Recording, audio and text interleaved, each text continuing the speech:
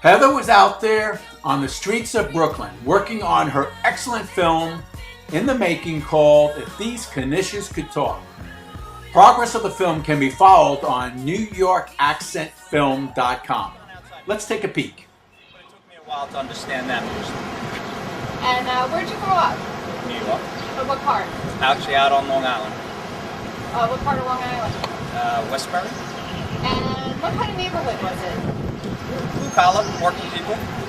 Irish, Italian? A mix. A lot of Irish, Italian, Spanish.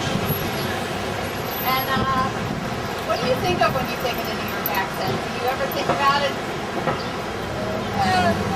Yes, I guess when you hear about... Started it because I felt like I wasn't hearing certain accents, or I missed certain words and phrases that my grandparents used. They used to say beautiful or Santa Claus, or they'd say Earl for oil or film for film, and I wasn't hearing that anymore. And so it was sort of maybe a way to capture the last kind of remnants of that generation of accents, and the accents that are still existing today. I mean, people think that the New York accent is disappearing. I don't happen to think it is, but I do think it's shifted. You rarely hear it in places like Manhattan, for instance, anymore, because it's become such a wealthy borough.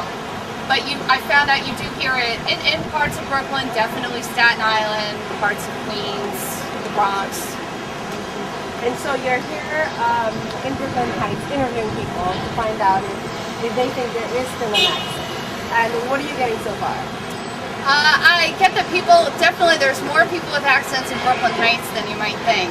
And the reason I started here, this is my first day doing this, and I live in Brooklyn Heights now, so I was a little nervous about doing it. I wanted to kind of stay close to home, but also kind of, I think one of the good things about documentaries is it kind of makes you learn something. You think you might know something, but then you find out something completely different, and you think Brooklyn Heights, and you think sort of blue blood and landed gentry, but there's still tons of people who grew up here who have that accent, who are proud of that accent. And so it's not just landed gentry. Me, for instance. And where do you plan to go with this documentary? Well, I'm hoping ultimately to wrap it up at the end of the year and then take it on the festival circuit. That'd be great. Just a way, almost, I'm just happy to do it to celebrate New Yorkers, to celebrate this part of New York like that I love in particular. That, you know, it's hard to film an accent, so I'm trying.